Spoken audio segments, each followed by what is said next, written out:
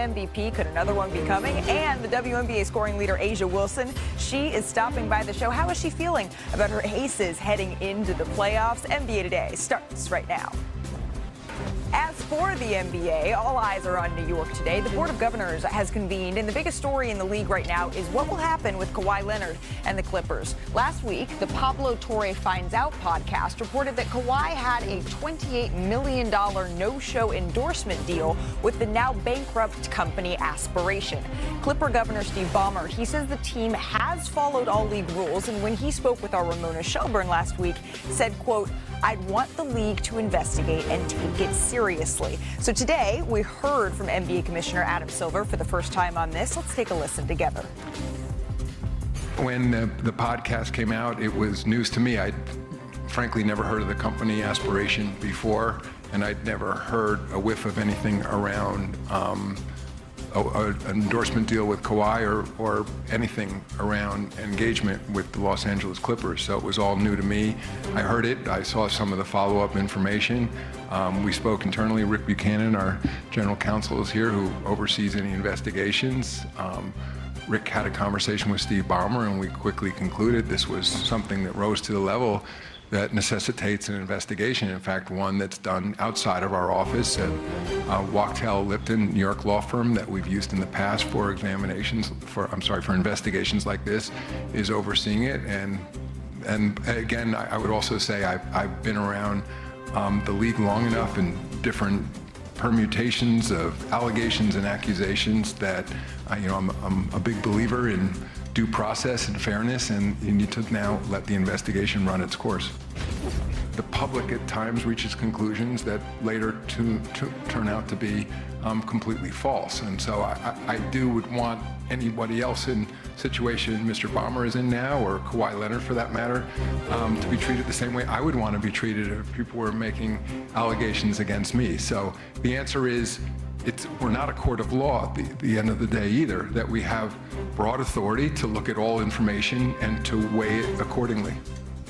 So that was Adam Silver just moments ago. I'm joined now by a pair of NBA champions in Kendrick Perkins and Channing Frye, our #1 WNBA pick, Shanae Ogwumike, and our front office insider, Bobby Marks, to just sort of peel back the layers here. So, Bobby, I want to start with you. When you hear cap circumvention, because that's really what all of this comes down to, what alarm bells does that set off that is leading to now this investigation? Well, Malik, I think there's two cardinal sins when you look at the NBA. It's certainly gambling on games, and then when you look at salary cap circumvention, certainly what the Clippers are being accused of. I would warn, though, what the optics look like in the Clippers case and what the evidence might eventually prove could be two different things. And I certainly go back to my situation in Brooklyn in 2013 when we were investigated by an outside law firm for salary cap circumvention in the Andre Karolinko situation. We were exonerated here. And I think when you listen to the commissioner here, they're going to go through this, a thorough investigation. And if the Clippers are found, there'll be severe penalties here. But the one takeaway is that this could be a long investigation here as far as what the Clippers went through as far as some type of circumvention here. Yeah, this isn't a process that's necessarily going to reach its conclusion in the next couple of days or even weeks. It could be months. Perk, this is the first time we're hearing from NBA Commissioner Adam Silver on this, and I don't think we heard anything out of what we expected, that there is going to be an investigation and also to allow due process to take place. But I haven't had a chance to hear your reaction yet to sort of the totality of these allegations and now the investigation moving forward. Well, what's up, y'all? It's been a minute. It's been a minute. I miss y'all. Good to see you. Shannon, welcome. I saw you welcome like to literally NBA a week today. ago. But not here. You looking somewhat good up there. Shanae, Malika, great to see y'all, fam. And Bobby, what's happening? Listen, one, this is why we got the best commissioner in sports, because Adam Silver, he never jumps to conclusions.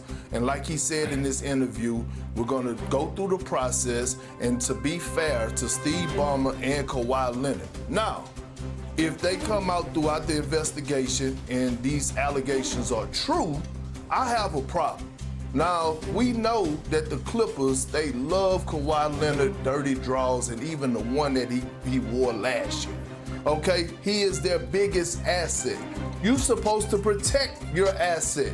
if these allegations are true, then I hate that Kawhi Leonard is actually the face of this conversation, because it's Steve Ballmer's job and Uncle Dennis, who represents Kawhi Leonard's job, to protect Kawhi Leonard and make sure they do their due diligence and never put a guy in this situation. I had this conversation a week ago with Shannon on road tripping about, hey, how many guys actually read their contracts in the NBA?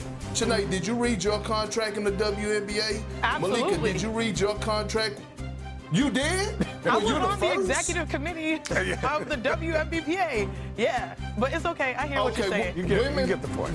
Women are different than men. I never read my contract. That's why you have agents in place. Bobby, I'm pretty sure you don't never talk directly with the player. You're talking to their agents, their lawyers.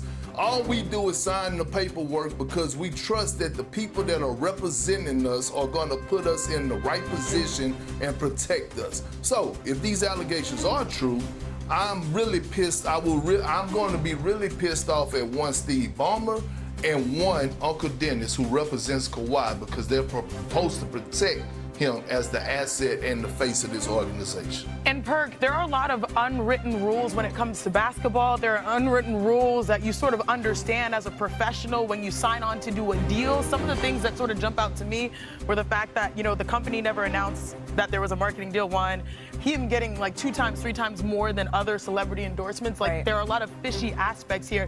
And to me, like, the optics are the big issue. I like that and I like that we don't jump to conclusions. There's going to be an investigation.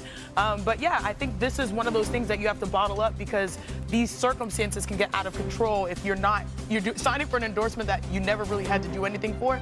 That is a tough situation. After talking about this for the last 3 days, what I'm finding out is like that company was throwing money around like it was monopoly money, right? And so for me, he's saying, at the end of the day, we don't know the details of how much he got paid, when, or how that structure is. So for me, as Perk talks about it, they probably were like, hey, you're going to get 24 over this amount. We're going to work out how much and where you have to do these appearances. It may be $28 million if you do, or if we reach these things. So those details are extremely important in how it's worked out. He may only got $50,000 just to say, put your name on this thing, and then they obviously filed for bankruptcy. So for me, I'm just waiting on the details. But for me, when my agent comes to me with something, he's like, hey, you have the opportunity to make 28 if you do A, B, C, and D. But there's an expectation of knowing what you're going to do to fulfill the deal. And the fact that there is a lot of question marks around fulfilling it, that's where that's where the big issue is. And look, this is something where the DOJ is getting involved to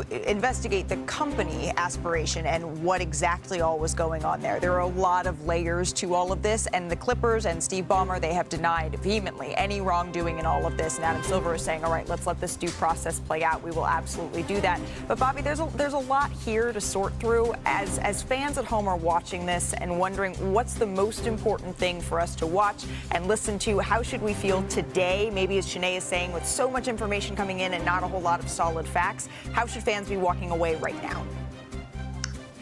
Yeah, I think the fans, how they should be walking away is that this is going to be a waiting game here. I think what they should realize that do not jump to conclusions on here. What is the smoking gun? I know in the CBA it could be circumstantial evidence here, but I think the league would go down a slippery slope if we're going that way, because I think you can find a lot of teams who have maybe violated the salary cap based on circumstantial evidence with regards to the Clippers here. I think the other thing too, Malika, real quick, and this is just from talking to teams, the teams I've talked to, they're not expecting a penalty here, a significant penalty, if anything, just because they realize how significant salary cap circumvention is. If anything, do we maybe see a rule in place where the league takes a more of a understanding as far as vetting what contracts players sign with sponsorship agreements that are related with teams? Right, because the central question here is, was there a way that the Clippers were able to give Kawhi Leonard more money than another team would have been able to? And ultimately, is that what is in part what led him to signing with the Clippers? That is what we're asking when we're asking about salary circumvention. Bobby, it's a really complicated issue. We appreciate you making it a little bit simpler for us. Let's move on to some more topics being covered right now in the Board of Governors meeting. Shams Charania reported this. We saw this rule tested out in Summer League, right? But it's official. This is the change for the 25-26 season here. Unsuccessful end of period heaves. Those will now be recorded as missed field goal attempts for the team. not for the player. That is what sources are telling Shops. Wait, Shannon is saying what? What do you mean? You shot the ball. You shot the ball. Respectfully, this is how we affectionately call it, like grenades. When you toss it to your teammate, like, hey, I don't want to throw me them grenades. Me and Swish love those. Man, what on the best shooter on the court? Love them? Nikola Jokic loves them. There's no player that this is going to be benefit more.